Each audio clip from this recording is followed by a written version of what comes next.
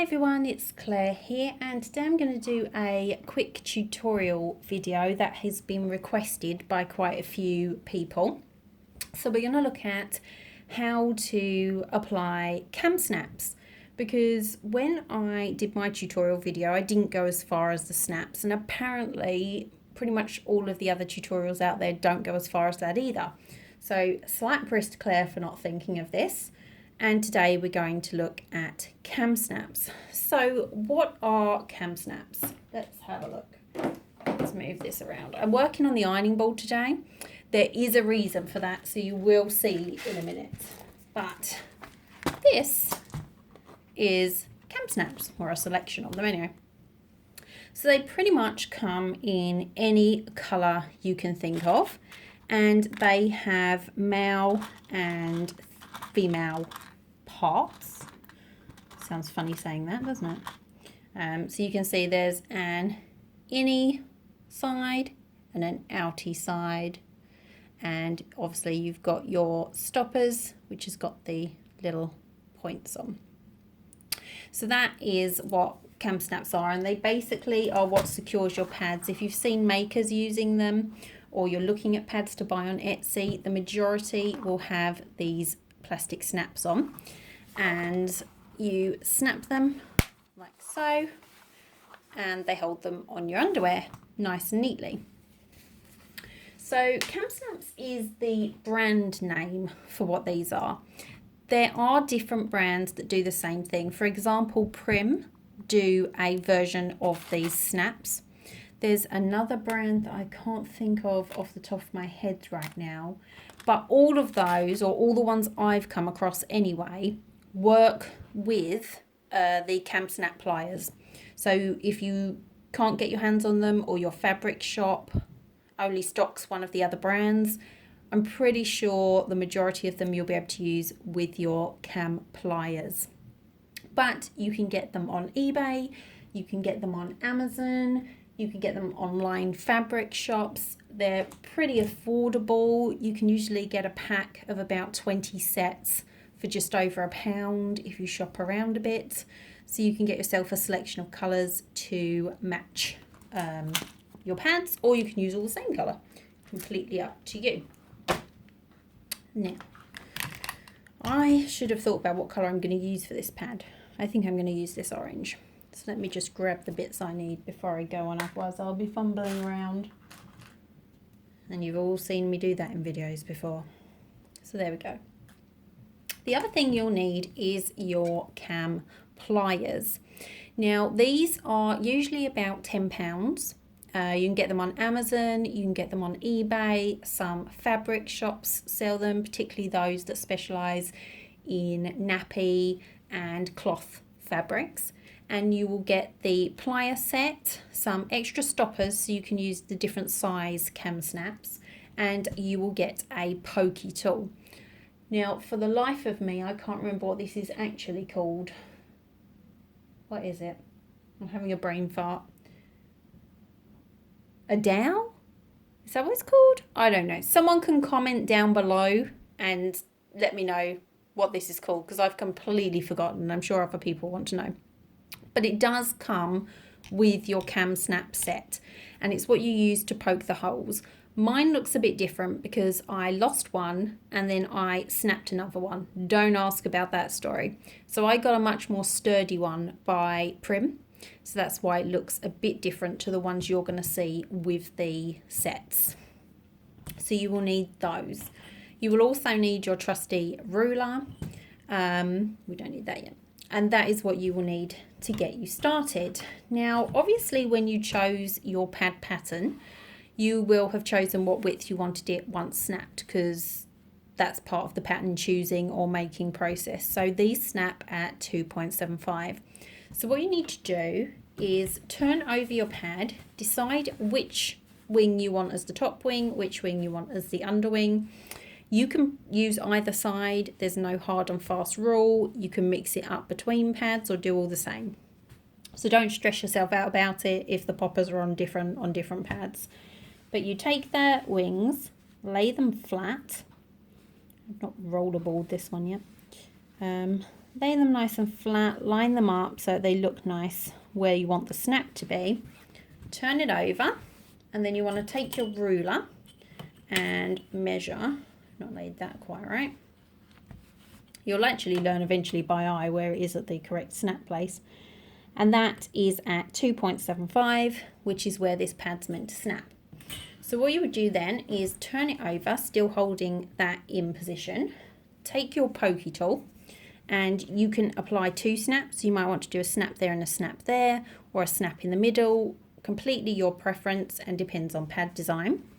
You want to lift up those wings, take your pokey tool, and what I do, and there is a warning associated with this, don't be as stupid as me, I wouldn't recommend doing exactly like this. I would line it up here, line it up underneath, and then poke through, but really gently at a time until I hit my finger. Now, finger poke alert. You can harm yourself doing that. So I would wear a thimble or put a metal ruler or something underneath so you can go through and not ideally use your finger. Now, the reason I do put my finger there is because I use PUL in my pads, and I don't want to poke it with this, because if I put a hole in the PUL, then it means the waterproofing at the back will not be effective and is at risk of leaking. So that's why something needs to go underneath to protect it. But a thimble, most of the time, if I was going to do this, I would use a thimble, but I have stabbed myself with that. It is not nice. I don't recommend it. Now, if you're planning to make quite a few pads, and you're like, well, this is going to be time consuming, there's risk of poking your finger, is there a better way to do it? Yes, there is. You'll need to do this method for one of your pads, for each of your sizes. And then once you have, take your template. I usually use a plastic one, and you can do this on the plastic ones, but I thought most people would have paper, so I dragged out the old paper one. So what you need to do is lay that over the top. You will have already poked your holes like we just discussed. Take your dowel, lined up, and go through the paper where the hole is, and do that on both wings. And then you've got a marker as to where your snaps should be placed, and they'll be nice and even each time, and it's a lot less hassle. So for this pad, what you would do, this is where you're also going to need your fabric pen. Now I say fabric pen, although you're not going to be able to see these fabric pen marks because you are going to place a snap over the top, I just think it's nicer to use a washable pen that will come out, but that's a little bit of my OCD there. But anyway, you'll probably have a fabric pen handy anyway. So you line up your pattern onto your wings. Now this is why we're on the ironing board, because you want to do this on either one of those self-healing mats because you don't want to damage your table. Trust me, I've done this. But I do it on the ironing board just in case I do slip and or it goes through and goes through, because look, I can stab this. It's not going to do anything whatsoever. So you take your dowel, just check your hole's clear if you've used ink like me. You won't need to do that until you've used ink a few times, but otherwise you can't quite see. I take my fabric pen and just dot where the hole is. Do it on the other side. Dot where the hole is. Check that it marked through, which it has. And now you've got 2 dots exactly where you want to put your hole. Much easier, right? Then turn around your pad, take your dowel and line it up. Don't know why I'm having trouble with that today. And poke through. And again, because I'm doing it on a safe surface, if that goes in there, it's not a problem. My fingers are also out of the way, so it's a much safer way of doing it. Turn the pad around and do the same through that hole, like so. So now we've got our holes. So whichever wing you want to be your wing that goes over the top is the wing you want to put your coloured cap one through the top side of, like so, she says. There we go. Through you go. Why are you being stubborn? Did I not poke you well enough? There we go. Then turn it over, and you want to take your, this one, like so, the male side of the popper, and you want to pop that on the back like so. Now mine is a different colour, you will have noticed, and that is because that's how I'm marking the absorbency on these. Now obviously, if you want to mark absorbency, a lot of people say to me, how can I do it if I have a machine that, for example, doesn't do little star stitches, you don't want to invest in labels because you're not a business, or you've just chosen not to go down the label side with your business. I'm in the process of changing over at the moment, but I'm using up some leaflets I have printed. So we're still on coloured snaps. But coloured snaps work really well. It's on the back, so it doesn't affect the design and your matching of the snaps to the front. And it's a great way for you to know, right, this is a nighttime absorbency, this is a light, that sort of thing. So that's a tip on marking absorbency. Now on here, there is a little well inside the black bit. What you want to do is pop the cap side into that well, so it just, you'll feel it kind of plop in. Once it's in there, you know it's in the right position for you to actually press down. So we're going to do that. Then you press hard and your snap is applied, like so. Then you want to swap over and do the opposite. So this time, where is my little cap bit gone? I've completely lost it. I'll get another one. This time you want to put your little cap bit through the underside and out the other end, like so. And you want to pop your snap on the top, like that. It's very awkward to do this, quite back to front, trying to get it in the camera. Again, pop it in the well and then press down. And then you have applied your snaps. They're nice and even, and they'll snap where you want them to snap. And again, I've got colour absorbency on the back, but it doesn't interfere with the look of the pad. Now, what if something goes wrong? Now, chances are at some point in your snapping life, you are going to misjudge it being in there, that little well, and you're going to push down. And what that will do is it will bend the point slightly off center and make it so the pad won't snap.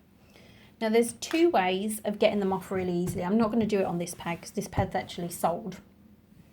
The first is using your cam snap set itself. You take off this top bit, which just winds off, and then what you do is take your snap, put it between and squeeze. Now when you do that, it will kind of destroy the seal between the middle part and the side, and you can just unsnap it. Now, and there's another way to do it. It takes quite a bit of pressure to do that, I find. So if my husband is not around, because obviously I do have problems with my left arm and shoulder, I use these little jewellery clippers, which is a method he figured out works really, really well. Before these, I used nail clippers with just the same success, but I like these, they've got a bit of a point. And you basically take them inside and snap out that middle bit, and when you do that, it will just fall off, and you can apply some new snaps. So that's two ways of removing your snaps. I think I have covered everything. We've covered where to buy them, what you need, how to apply two ways. Watch out for the pokey tool because it can be lethal to you and your furniture. Yeah, I think we're good. So that is it from me. I will speak to you all soon. Bye for now.